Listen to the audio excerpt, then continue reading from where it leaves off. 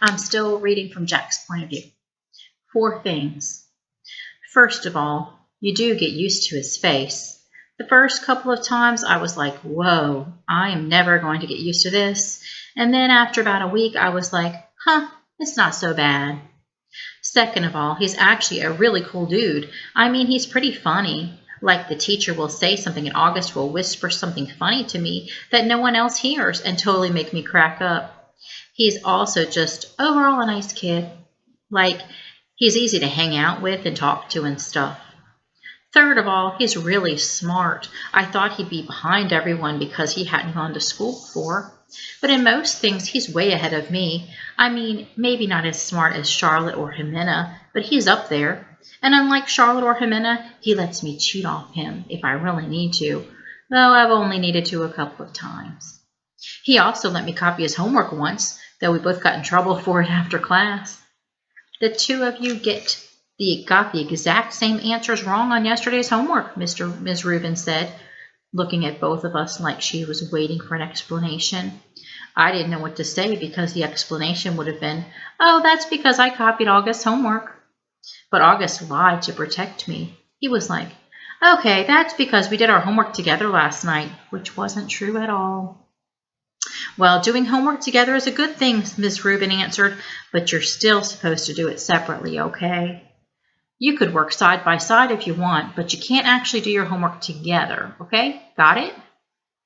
After we left the classroom, I said, dude, thanks for doing that. And he was like, no problem. That was cool. Fourthly, now that I know him, I would say I actually do want to be friends with August. At first, I admitted I was only friendly to him because Mr. Tushman asked me to be especially nice and all that. But now I would choose to hang out with him. He laughs at all my jokes, and I kind of feel like I can tell August anything, like he's a good friend. Like if all the guys in the 5th grade were lined up against a wall and I got to choose anyone I wanted to hang out with, I would choose August. Ex-friends. Bleeding scream? What the heck?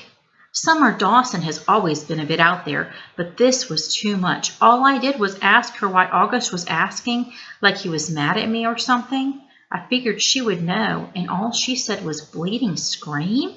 I don't even know what that means. It's so weird because one day me and August were friends, and the next day, whoosh, he was hardly talking to me. And I haven't the slightest idea why. When I said to him, hey August, you mad at me or something? He shrugged and walked away. So I would take that as a definite yes. And since I know for a fact that I didn't do anything to him to be mad about, I figured Summer could tell me what's up. But all I got from her was, bleeding scream? Yeah, big help. Thanks, Summer. You know, I've got plenty of other friends in school, so if August wants to officially be my ex-friend, then fine. That is okay by me, see if I care. I've started ignoring him like he's ignoring me in school now. This is actually kind of hard since we sit next to each other in practically every class. Other kids have noticed and have started asking me if August and I have had a fight. Nobody asks August what's going on. Hardly anyone ever talks to him anyway. I mean, the only person he hangs out with other than me is Summer. Sometimes he hangs out with Reed Kingsley a little bit, and the 2 Maxes got him playing Dungeons and Dragons a couple of times at recess. Charlotte, for all her goody two-shoeing, doesn't ever do more than nod hello when she's passing him in the hallway. And I don't know if everyone's still playing the Plague behind his back, because no one ever really told me about it directly, but my point is that it's not like he has a whole lot of other friends he could be hanging out with instead of me. If he wants to diss me, he's the one who loses, not me. So this is how things are between us now.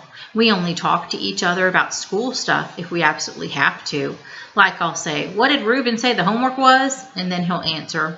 Or he'll be like, can I use your pencil sharpener? And I'll get my sharpener out of my pencil case for him. But as soon as the bell rings, we go our separate ways. Why, this is good because I get to hang out with a lot more kids now.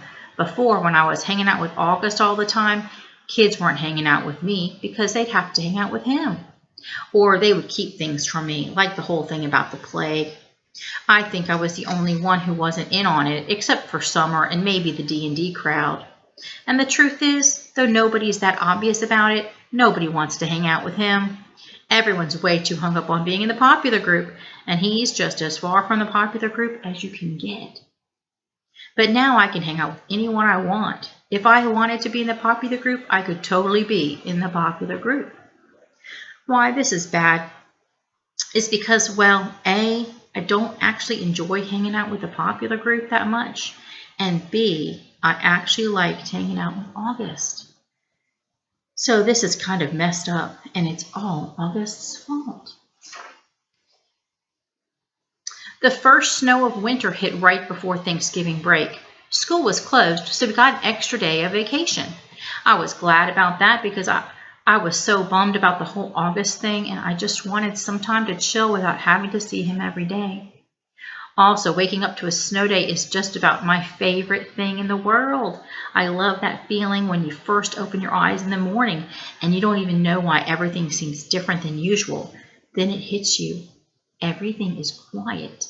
No cars honking, no buses going down the street. Then you run over to the window and outside everything is covered in white. The sidewalks, the trees, the cars on the street, your window panes. And when that happens on a school day and you find out that school is closed, well, I don't care how old I get, I'm always going to think that that's the best feeling in the world. And I'm never going to be one of those grown-ups that use an umbrella when it's snowing, ever. Dad's school was closed too, so he took me and Jamie sledding down Skeleton Hill in the park. They say a little kid broke his neck while sledding down that hill a few years ago, but I don't know if this actually is true or just one of those legends. On the way home, I spotted this banged-up wooden sled kind of propped up against the old Indian Rock monument. Dad said to leave it was just garbage, but something told me it would make the greatest sled ever. So Dad let me drag it home, and I spent the rest of the day fixing it up. I superglued the broken slats together and wrapped some heavy-duty white duct tape around them for extra strength. Then I spray painted the whole thing white with the paint I had gotten for the alabaster sphinx I was making for the Egyptian Museum project. When it was all dry, I painted lightning in gold letters on the middle piece of the wood, and I made a little lightning bolt symbol above the letters. It looked pretty professional, I have to say. Dad was like, "Wow, Jackie, you were right about the sled." The next day, we went back to Skeleton Hill with Lightning. It was the fastest thing I'd ever ridden. So much faster than the plastic sleds we've been using. And because it had gotten warmer outside, the snow had become crunchier and wetter. Good packing snow. We were in the park until our fingers were frozen and our lips had turned a little blue. Dad practically had to drag us home. By the end of the weekend, the snow had started turning gray and yellow, and then a rainstorm turned most of the snow to slush. When we got back to school on Monday, there was no snow left. It was rainy and yucky the first day back from vacation, a slushy day. That's how I was feeling inside, too. I nodded hey to August the first time I saw him. We were in front of the lockers. He nodded hey back. I wanted to tell him about Lightning, but I didn't. Mr. Brown's December precept was, "Fortune favors the bold."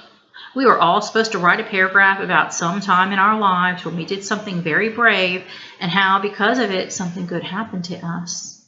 I thought about this a lot, to be truthful. I have to say that I think the bravest thing I ever did was become friends with August. But I couldn't write about that, of course. I was afraid we'd have to read these out loud, or Mr. Brown would put them up on the bulletin board like he does sometimes. So instead, I wrote this lame thing about how I used to be afraid of the ocean when I was little. It was dumb, but I couldn't think of anything else. I wonder what August wrote about. He probably had a lot of things to choose from.